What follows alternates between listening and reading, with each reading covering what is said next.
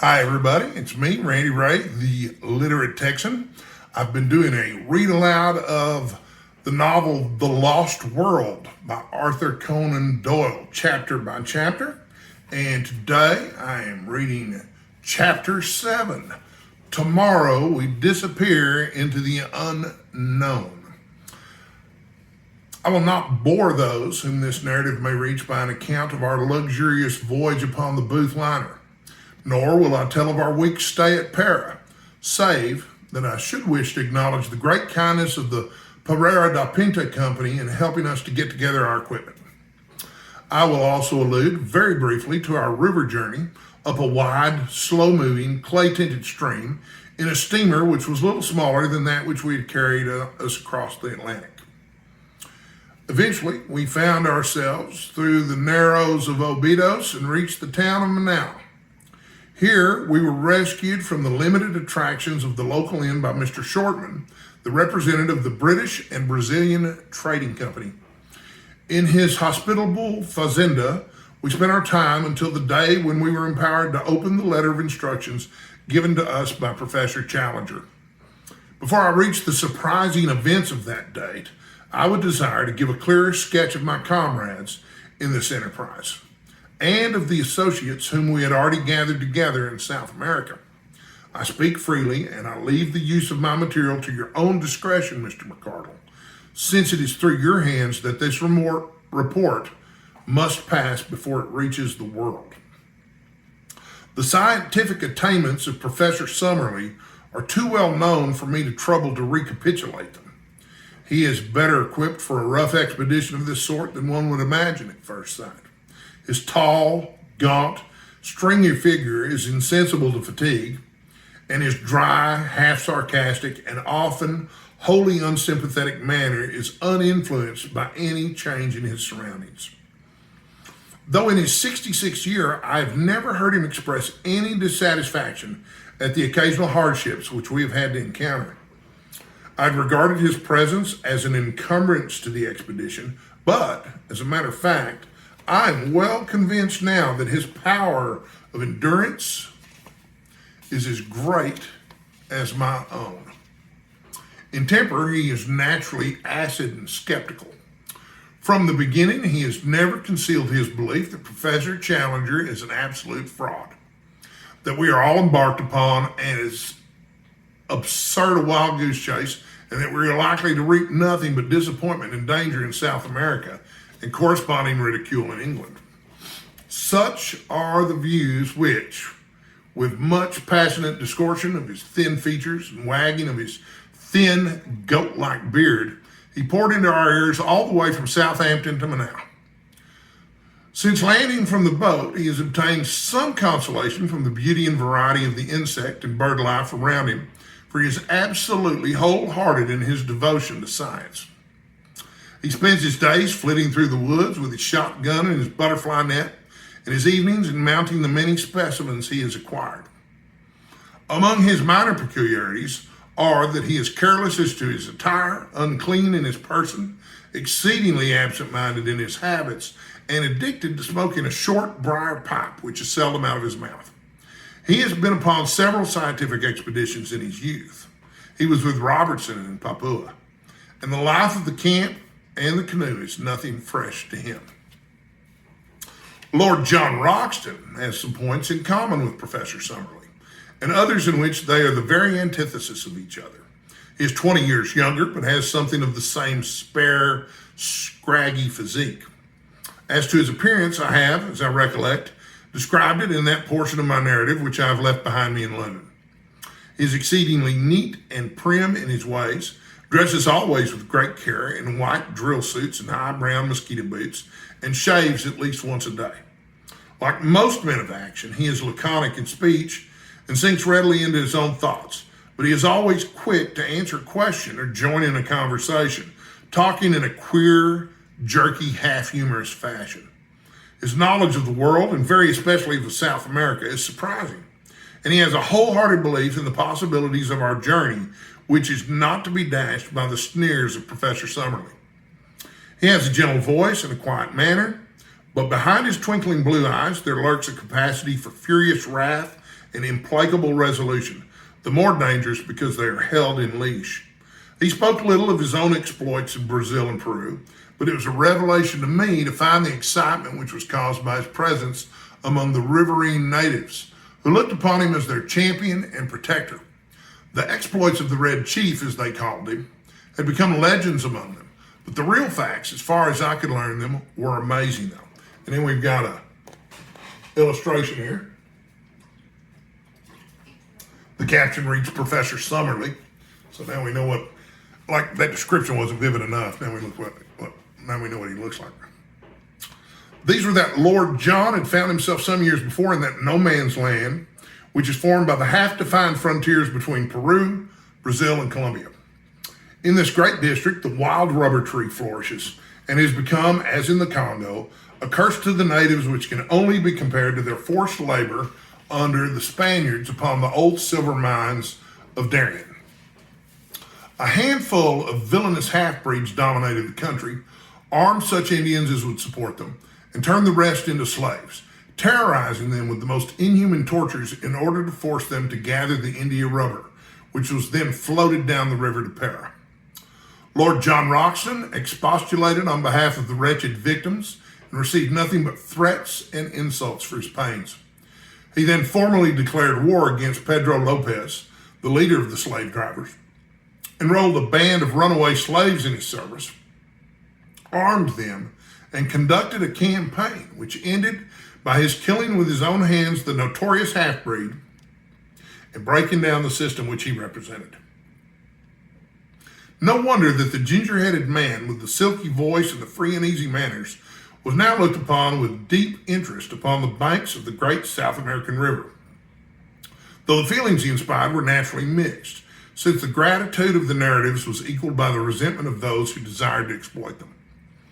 One useful result of his former experiences was that he could talk fluently in the Língua Geral, which is the peculiar talk, 1/3 Portuguese and 2/3 Indian, which is current all over Brazil. I've said before that Lord John Roxton was a South American maniac. He could not speak of that great country without ardor. And this ardor was infectious, for ignorant as I was, he fixed my attention and stimulated my curiosity. How I wish I could reproduce the glamour of his discourses, the peculiar mixture of accurate knowledge and of racy imagination, which gave them their fascination, until even the professor's cynical and skeptical smile would gradually vanish from his thin face as he listened. He would tell the history of the mighty river so rapidly explored, for some of the first conquerors of Peru actually crossed the entire continent upon its waters, and yet so unknown in regard to all that lay beyond its ever-changing banks. What is there, he would cry, pointing to the north?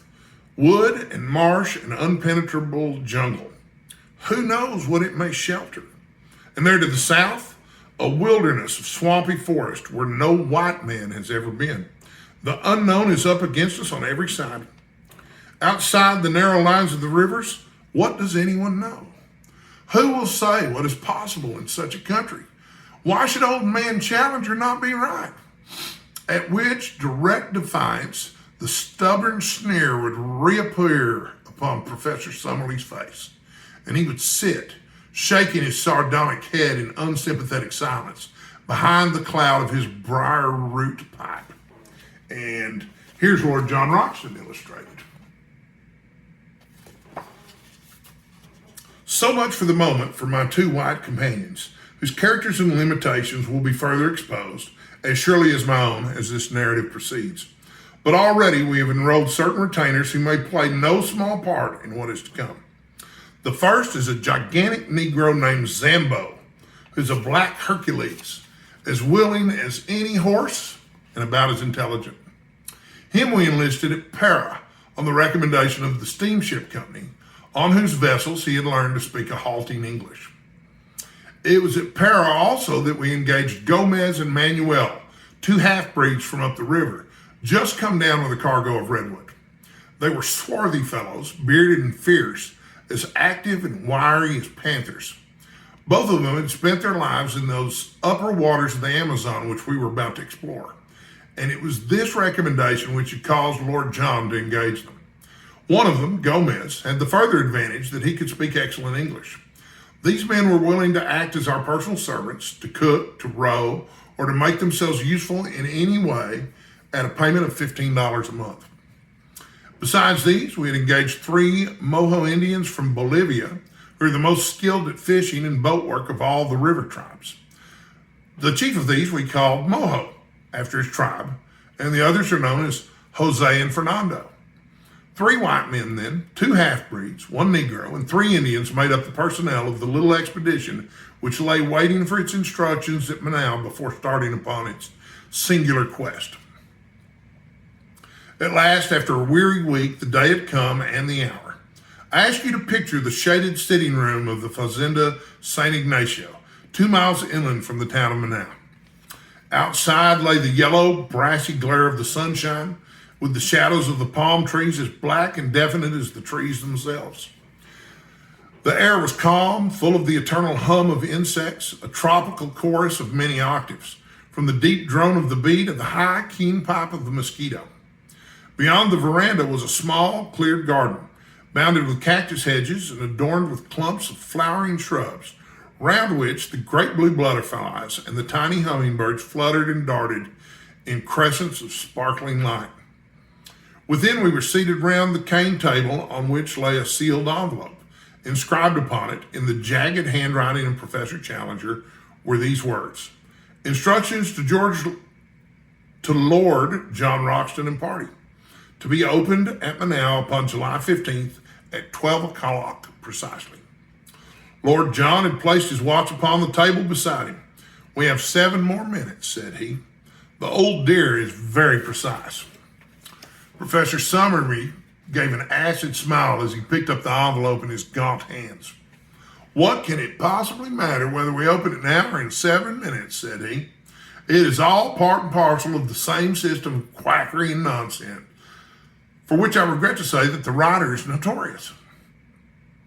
"Oh, come, we must play the game according to rules," said Lord John. "It's old man Challenger's show, and we are here by his goodwill. So it would be rotten bad form if we didn't follow his instructions to the letter." "A pretty business it is," cried the professor bitterly.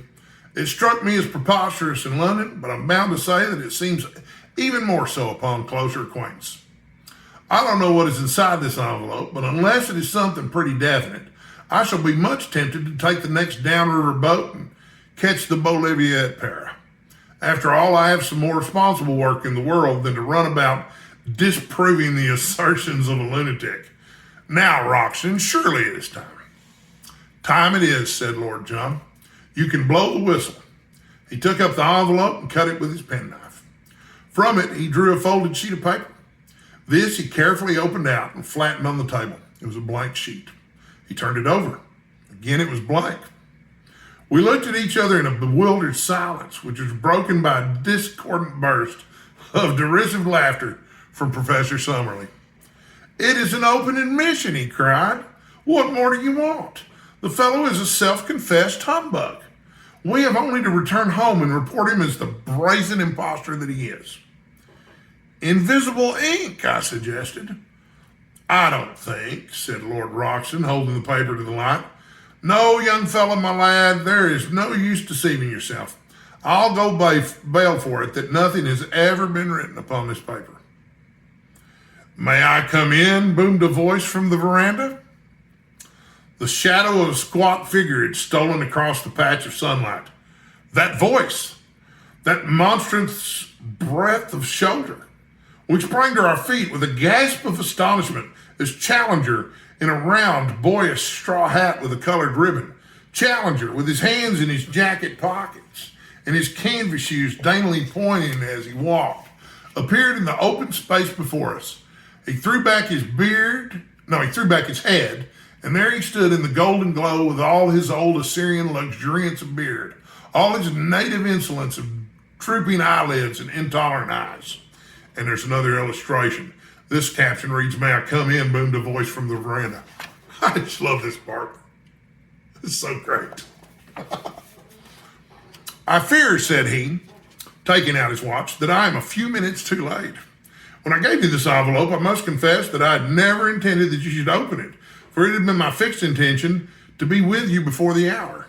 The unfortunate delay can be apportioned between a blundering pilot and an intrusive sandbag. I fear that it has given my colleague, Professor Summerlee, occasion to blaspheme. I am bound to say, sir, said Lord John, with some sternness of voice, that your turning up is a considerable relief to us, for our missions seemed to have come to a premature end. Even now, I can't for the life of me understand why you should have worked it in so extraordinary a manner. Instead of answering, Professor Challenger entered, shook hands with myself and Lord John, bowed with ponderous insolence to Professor Summerlee, and sank back into a basket chair which creaked and swayed beneath his weight. Is all ready for your journey, he asked. We can start tomorrow. Then so you shall. You need no chart of directions now, since you will have the inestimable advantage of my own guidance.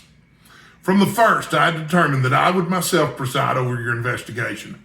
The most elaborate charts would, as you will readily admit, be a poor substitute for my own intelligence and advice. As to the small ruse which I played upon you in the matter of the envelope, it is clear that, had I told you all my intentions, I should have been forced to resist unwelcome pressure to travel out with you. Not for me, sir, exclaimed Professor Summerlee heartily, so long as there was another ship upon the Atlantic. Challenger waved him away with his great hairy hand.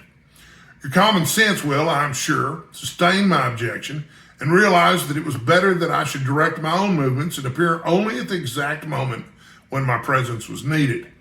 That moment has now arrived. You are in safe hands. You will not now fail to reach your destination. From henceforth, I take command of this expedition, and I must ask you to complete your preparations tonight so that we may be able to make an early start in the morning. My time is of value, and the same thing may be said, no doubt, in a lesser degree of your own. I propose, therefore, that we push on as rapidly as possible until I've demonstrated what you've come to see. Lord John Roxton has chartered a large steam launch, the Esmeralda, which was to carry us up the river. So far as climate goes, it was immaterial what time we chose for our expedition, as the temperature ranges from 75 to 90 degrees, both summer and winter, with no appreciable difference in heat. In moisture, however, it is otherwise. From December to May is the period of the rains, and during this time the river slowly rises until it attains a height of nearly 40 feet above its low water mark. It floods the banks, extends in great lagoons over a monstrous waste of country, and forms a huge district called locally the Gapo, which is for the most part too marshy for foot travel and too shallow for boating. About June, the waters begin to thaw and are at their lowest at October or November. Thus, our expedition was at the time of the dry season, when the great river and its tributaries were more or less in a normal condition. The current of the river is a slight one, the drop being not greater than 8 inches in a mile. No stream could be more convenient for navigation since the prevailing wind is southeast, and sailing boats may make a continuous progress to the Peruvian frontier, dropping down again with the current. In our own case, the excellent engines of the Esmeralda could disregard the sluggish flow of the stream, and we made as rapid progress as if we were navigating a stagnant lake. For 3 days, we steamed northwestwards up a stream which even here, 1,000 miles from its mouth, was still so enormous that from its center, the 2 banks were mere shadows upon the distant skyline. On the 4th day, after leaving Manao, we turned into a tributary, which at its mouth was a little smaller than the main stream.